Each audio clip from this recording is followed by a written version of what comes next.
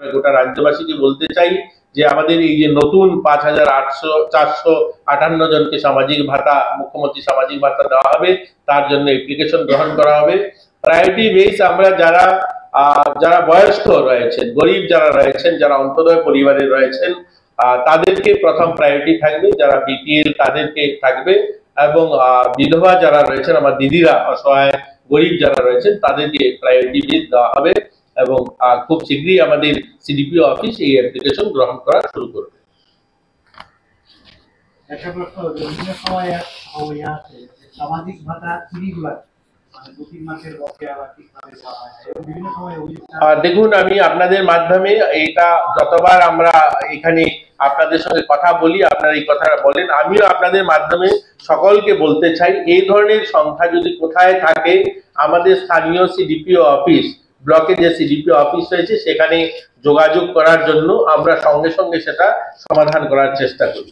মূলত আপনারা জানলে খুশি হবেন, গত 1 বছর আমাদের দপ্তর এই যে ভাতা যারা পান এদেরকে সবাইকে আধার লিঙ্কেজ করা হয়েছে।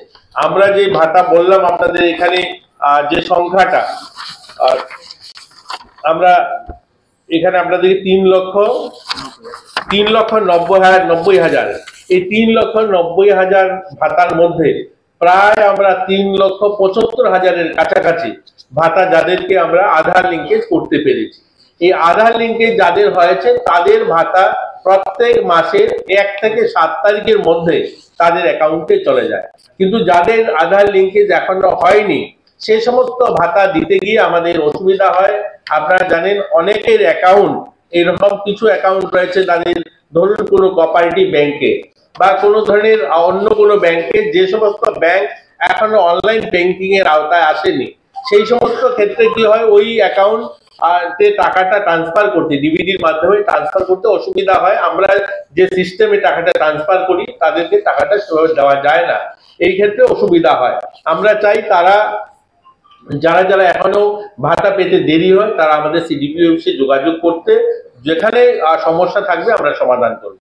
একটা কথা না বললে না হয়, এটা বারবার যেহেতু আসে, একটা সময় আমাদের রাজ্যে 2018 সালের আগে পর্যন্ত যারা ভাতা পেতেন, এরকম অনেক সংখ্যায় ভাতা ছিল যে ডবল ভাতা পেতেন, 2টা ভাতা পেতেন। হয়তো তিনি বিধবা ভাতা পেতে শুরু করেছিলেন, 40 বছরে বিধবা হয়েছেন, তিনি ভাতা পেতে শুরু করলেন। ওনার বয়স যখন 61 বা 62 বছর হলো, তিনি আবার বৃদ্ধ ভাতার জন্য অ্যাপ্লাই করলেন, 2টো ভাতা পেতে শুরু করেছিলেন। কিন্তু এখন যখন আধার লিঙ্কেজ হয়েছে, ওনার একটা ভাতা কেটে গিয়ে একটা ভাতা রয়েছে।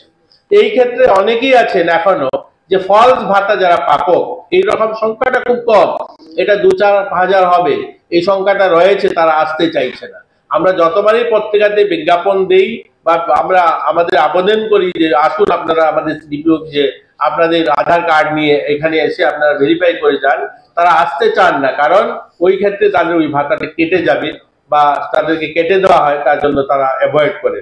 তো আমাদের এখানে যে ভাতাগুলো দেওয়া হয়, এই 3,90,000, যার মধ্যে 3,75,000 ভাতা প্রত্যেক মাসের 1 থেকে 7 তারিখের মধ্যে তাদের অ্যাকাউন্টে চলে যায়, এবং কিছু সংখ্যক ভাতা রয়েছে যারা পান না, আমরা আবেদন করব তারাও যেন আমাদের সিডিপিও অফিসে যোগাযোগ করে। আর কিছু জিজ্ঞাসা করব?